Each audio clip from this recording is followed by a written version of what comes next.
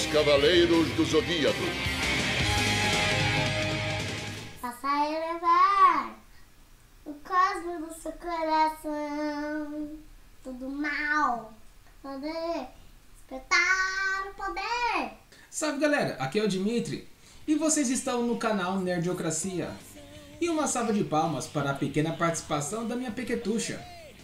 E a saga de Poseidon apresenta várias lutas épicas enquanto os Cavaleiros de Atena enfrentam os generais marinas para salvar a humanidade. Então, sem mais delongas, bora novamente levar o nosso cosmo para despertar o sétimo sentido para acompanhar as lutas mais incríveis da saga de Poseidon. Cólera do Dragão!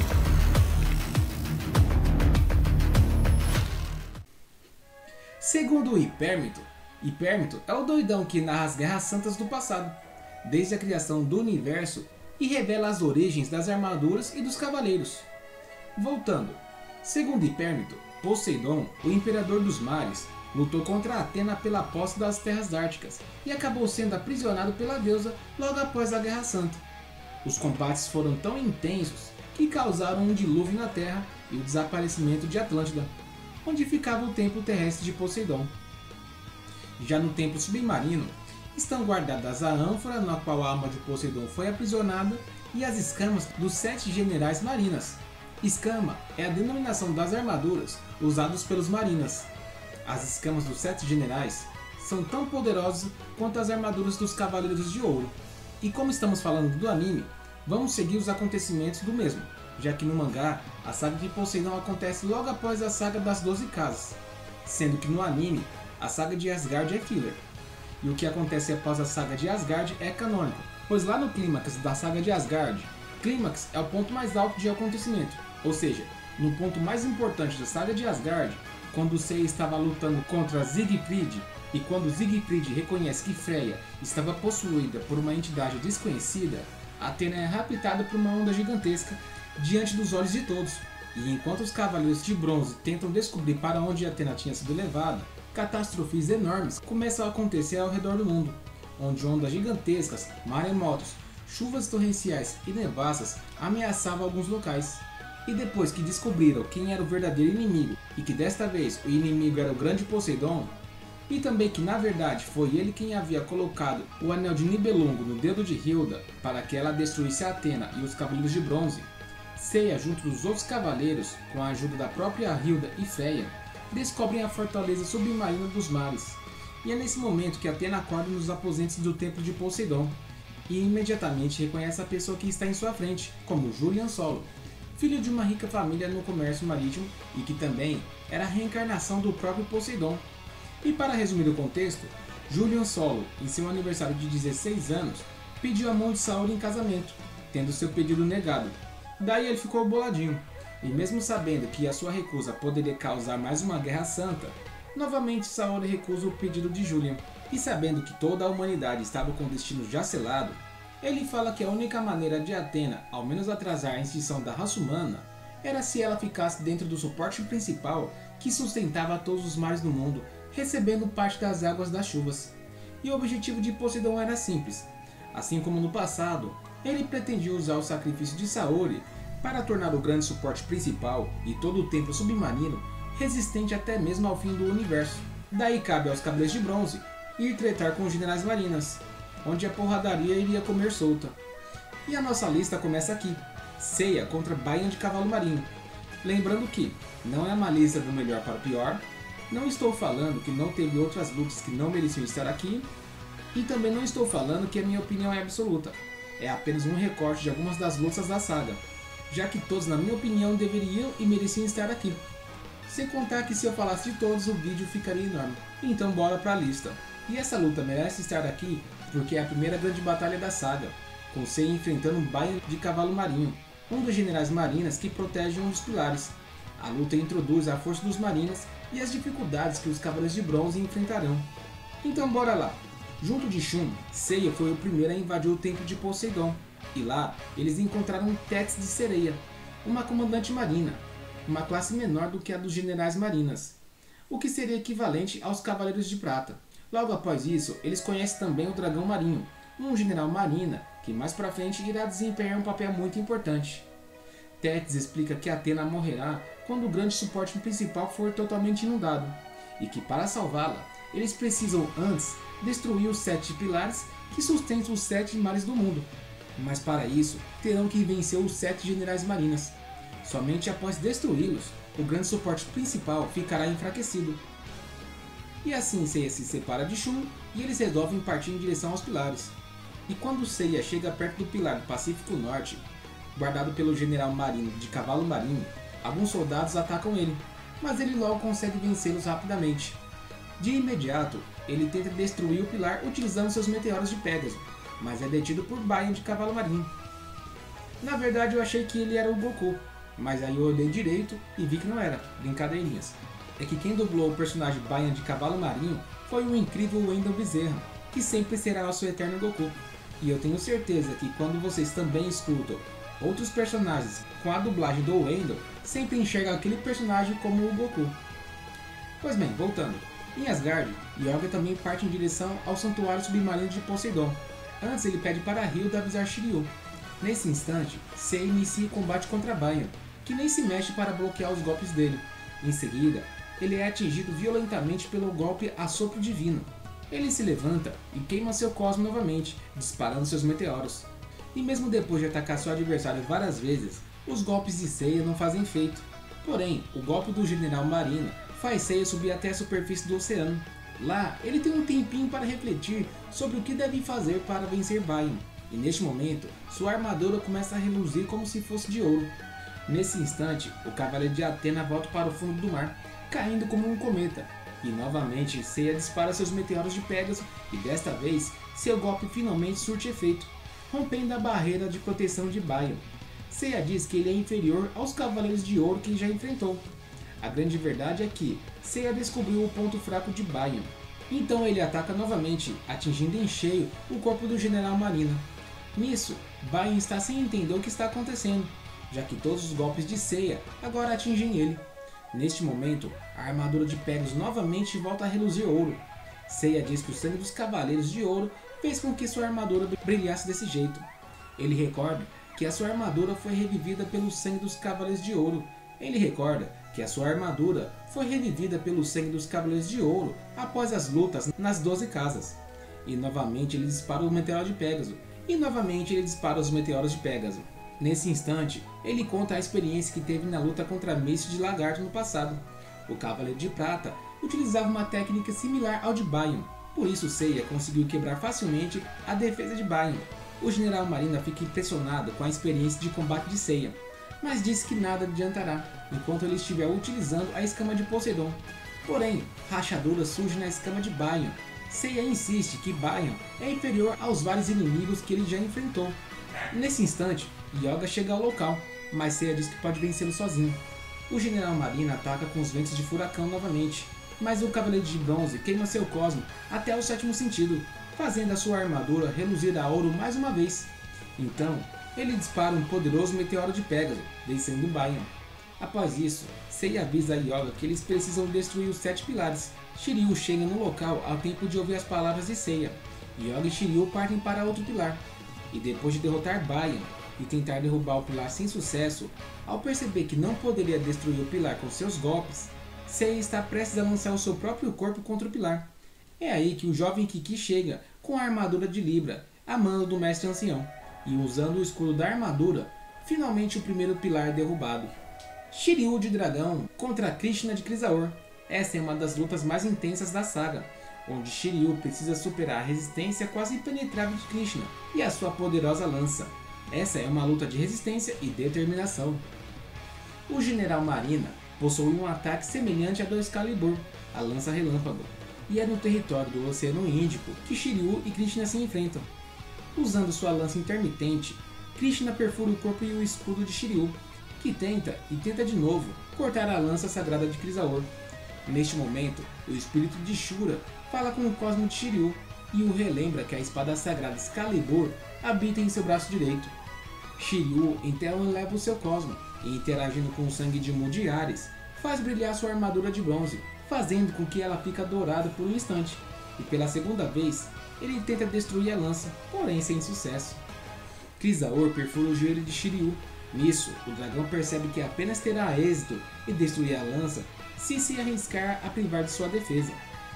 Então ele retira sua própria armadura e Krishna ataca mais uma vez. Porém, desta vez, Shiryu consegue quebrar a lança sagrada e também parte as escamas de Krisaor. Vendo-se vulnerável, Krishna adota a postura de Lotus, levita seu corpo e eleva seu cosmo para iniciar outra fase da batalha. Nesse momento, o Cavaleiro de Bronze tenta atacar Krishna com seu dragão voador, mas seu golpe não surte efeito. Logo, ele percebe que existe uma espécie de barreira invisível protegendo Krishna, o qual ele explica se tratar da energia vital Kundalini, que cerca a todos os seres. Energia muito semelhante ao cosmo dos cavaleiros. O general Marina ataca então o Cavaleiro de Atena com seu golpe Macharushini, causando a perda do sentido da visão. E finalmente, a perda da visão não foi culpa do próprio Shiryu. Nisso, Krishna aproveita para falar a respeito da utopia de Poseidon e de que como seres humanos transformaram a Terra num mundo corrupto e que eles deveriam ser eliminados para a criação de uma nova era. E assim como explica também que seu poder emana dos 7 pontos vitais do hinduísmo, os chamados chakras, que são os centros que distribuem a energia prânica através dos canais que nutrem os órgãos vitais. E já cego, Shiryu nada pode fazer para atingir os chakras de Krishna. E eis que neste momento, Atena fala com o cosmo de seu cavaleiro, indicando a localização dos pontos. O Cavaleiro de Dragão, usando sua Excalibur, acerta precisamente os pontos vitais e derrota Krisaor, para logo em seguida cair desmaiado. Pouco tempo depois, Kiki chega com a armadura de Libra, e Shiryu, usando uma das armas de Libra, consegue destruir o pilar que era guardado por Krisaor. Yoga de Cisne contra Isaac de Kraken. Aqui, Yoga enfrenta seu antigo amigo de treinamento, Isaac, que agora serve a Poseidon. Essa luta é marcada por temas de amizade e traição, enquanto Yoga tenta convencer Isaac a abandonar sua causa. Depois que Cisne levou um rápido sacode de caça de linadas, ele acorda depois que Ikki derrotou o general Marina. Na verdade, caça de linadas deu um sacode no Shun, no Seiya e no Yoga também. O Ikki foi o único que não caiu nas ilusões do Marina. E depois de ter uma rápida conversa sobre a importância da causa que eles defendem, Yoga chega à região do Mar Ártico e, para sua surpresa, se depara com um cosmo familiar. O general guardião do pilar surge e logo elogia Yoga, que está trajando a armadura de cisne. Ele retira seu elmo e se revela como Isaac de Kraken, antigo companheiro de treinamento de Yoga. Nesse momento eles têm uma rápida conversa sobre o passado e nisso nós temos um flashback de quando Yoga foi apresentado a Isaac pelo Mestre de Cristal, seguindo da narrativa do árduo treinamento imposto pelo instrutor de ambos. Voltando ao presente, Yoga percebe que Isaac é cego do olho esquerdo e pergunta como ele se feriu daquela maneira. Isaac responde que a culpa era do próprio Yoga. E novamente temos uma rápida conversa dos dois e novamente temos um flashback de seus dias de treinamento, onde depois de descobrir que os ideais de Yoga eram fracos e que seu objetivo ao se tornar cavaleiro era o de possuir o poder para resgatar sua mãe no fundo do mar, Isaac se indigna e começa a dar uma lição de moral em Yoga, e após ver que não valia a pena corrigir o companheiro, Isaac mostra como ele conseguiria alcançar seu objetivo. Após 5 anos de treinamento, Yoga se sente confiante para atingir seu objetivo. Ele consegue quebrar o gelo e mergulhar ao reencontro de sua mãe, pela primeira vez. Porém, ele é pego de surpresa por uma forte corrente marítima, ficando inconsciente e amarrado às cordas do navio. Tudo isso no flashback, tá? Isaac mergulha e resgata Yoga, mas em razão da correnteza, os dois se afastam da abertura. Nesse ponto, eles descobrem um poder que nem eles mesmos perceberam que eles tinham, que era o da telepatia, já que eles ficam quase uns 40 minutos embaixo da água congelada, conversando normalmente pela força do pensamento. Brincadeira, não foi todo esse tempo não, viu? Mas na humildade, essa parte da conversa deles embaixo da água foi muito forçada. Voltando, Isaac conclui que a melhor saída era abrir um novo buraco, porém por descuido, fura o seu olho num pedaço de gelo. Nisso, ele consegue salvar Yoga, mas é pego pela correnteza e arrastado para o fundo do mar. E quando ele acorda, descobre que aquela região não é preenchida por água. E depois de descobrir que Yoga havia sido honrado com a armadura de cisne, e que ele passou a lutar em diversas batalhas junto com os outros Cavaleiros de Bronze, cancelando o CPF de diversos inimigos, Isaac passa a acreditar na utopia de Poseidon. E voltando ao presente, finalmente Yoga se recupera da aurora boreal, lançada por Isaac. O general Marina não acredita mais em seus mestres, dizendo que eles eram fracos, ao contrário do que eles pregavam, e continuava afirmando que Poseidon era o único que seria capaz de acabar com a corrupção na Terra. E é pela primeira vez que Yoga confronta seu antigo companheiro e pede que ele reveja seus conceitos. E quando estava quase desmaiando, Kiki chega ao local, portando a armadura de Libra. E aproveitando a situação que Yoga estava caído, Isaac tenta tomar a armadura de Kiki.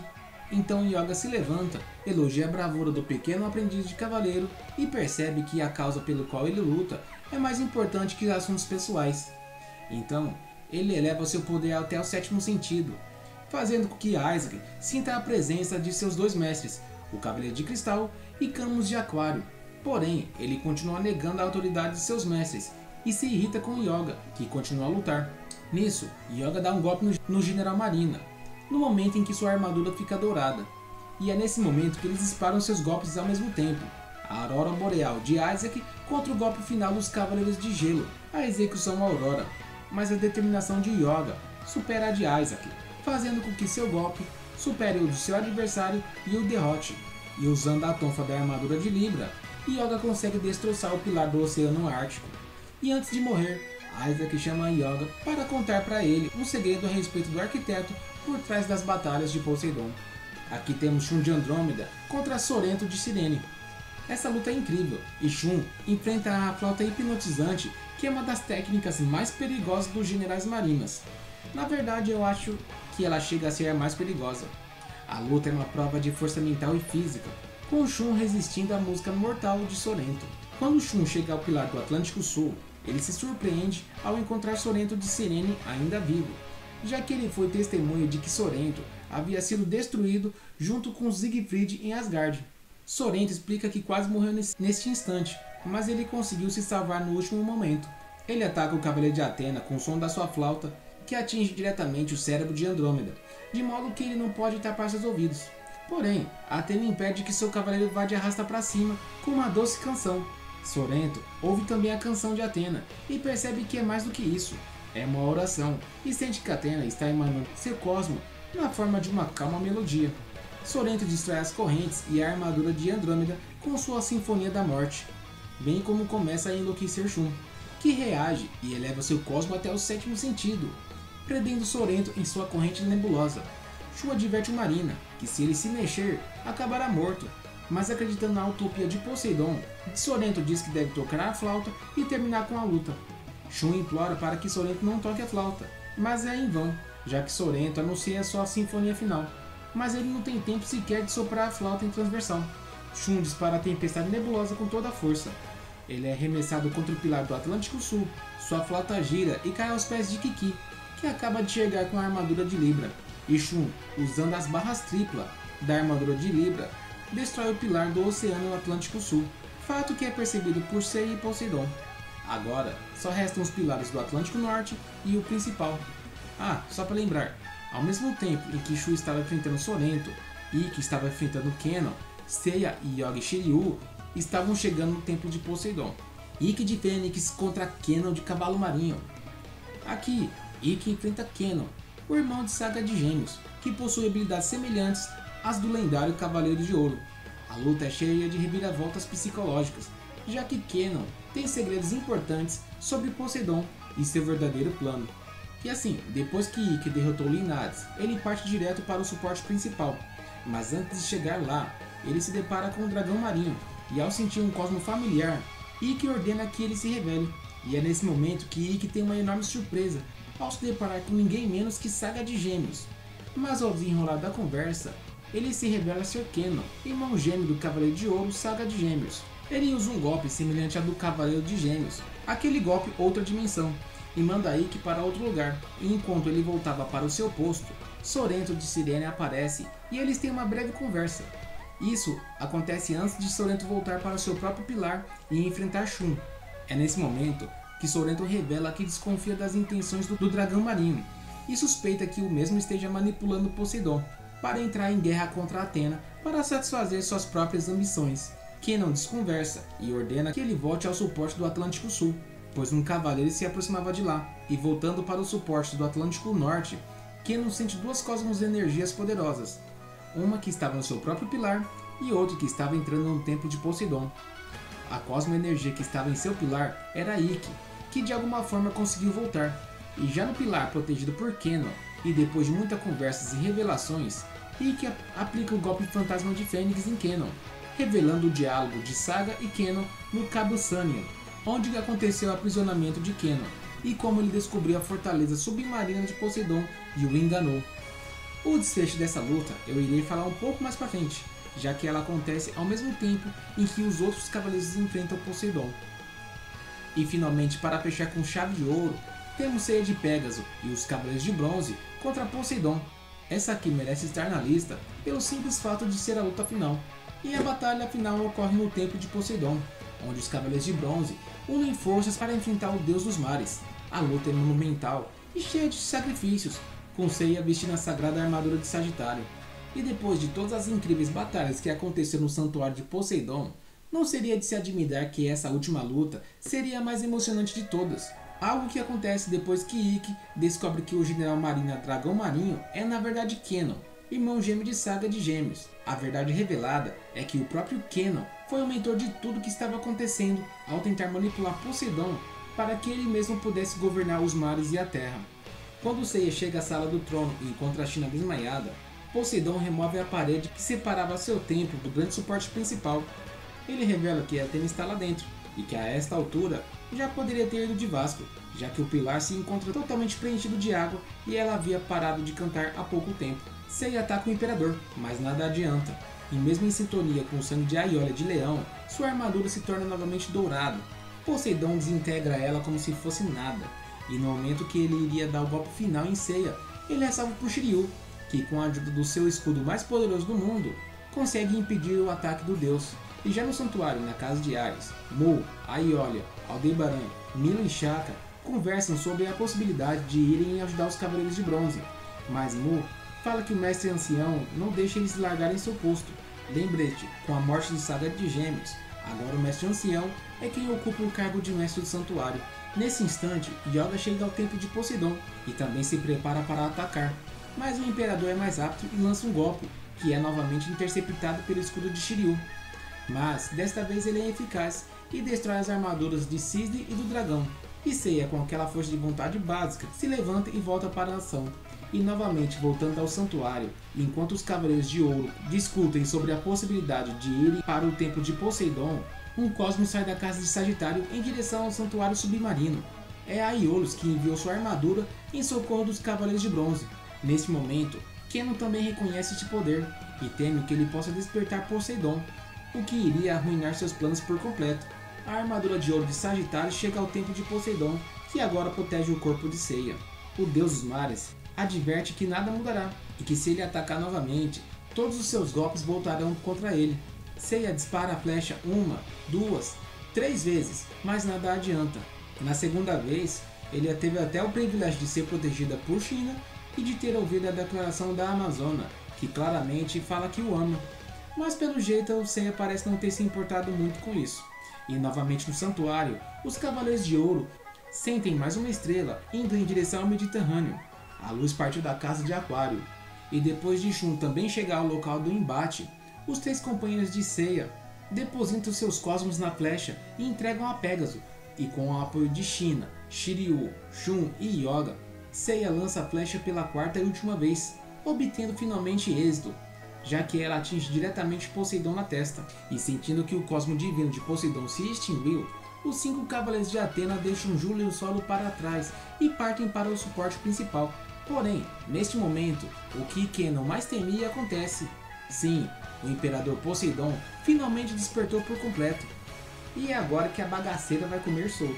Kenon e Ikki sentem o despertar do deus, deixando Kenon revoltado.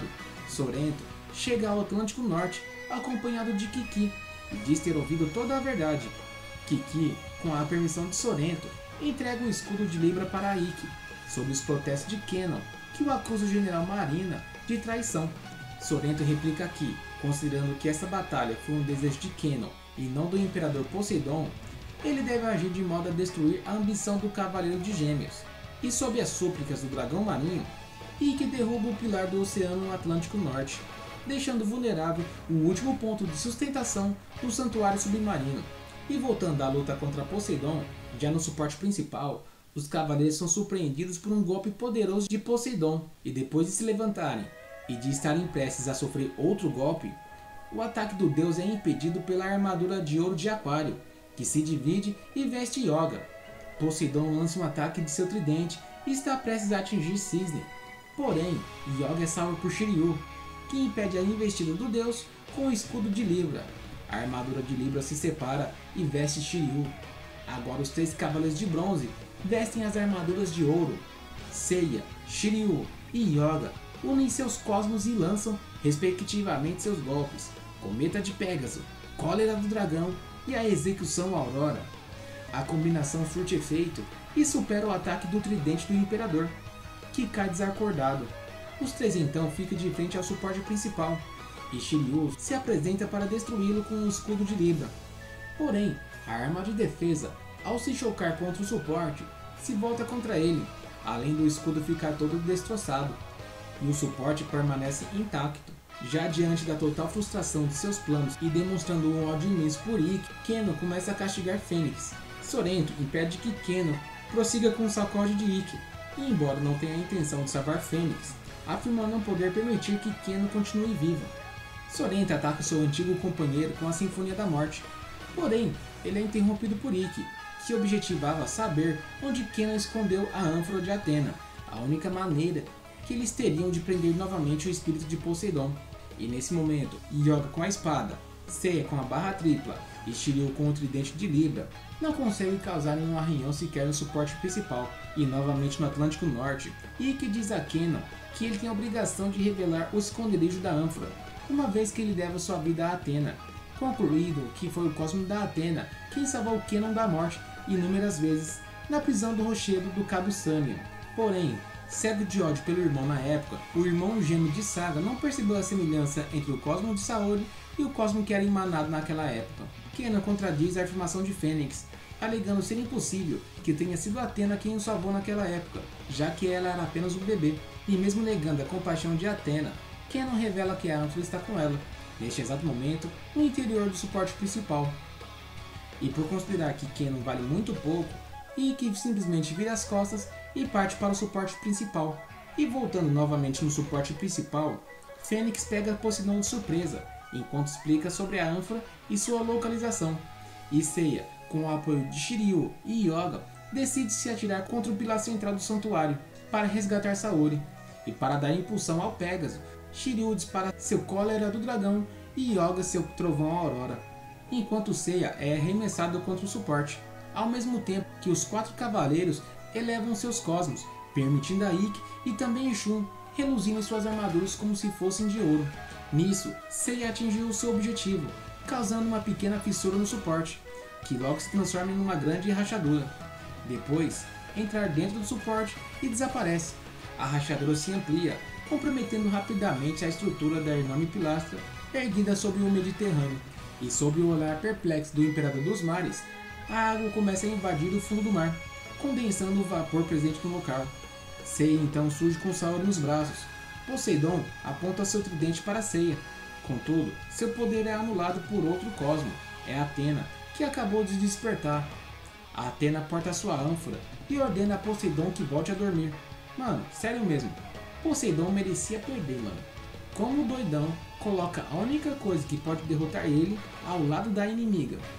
Não era mais fácil ele ter, no mínimo, ficado com a ânfora em seu poder, ou melhor ainda, ter destruído ela, né? Vai entender. Então Poseidon ignora e arremessa seu tridente contra a deusa. Porém, Seiya se impõe no caminho e recebe o tridente diretamente em seu peito. Ele retira o tridente e desaba no chão desmaiado. Poseidon volta a investir contra Atena, disparando diversas esferas de energia. Nesse momento, os pilares dos oceanos são engolidos pelas águas, e os golpes de Poseidon já não surtem mais efeitos contra Atena. E recebendo os cosmos e seus fiéis protetores, Atena finalmente consegue exorcizar o espírito de Poseidon, expulsando ele do corpo de Julian Solo. E no único pilar que ainda não estava inundado, Kenon sente que a vitória pertence a Atena.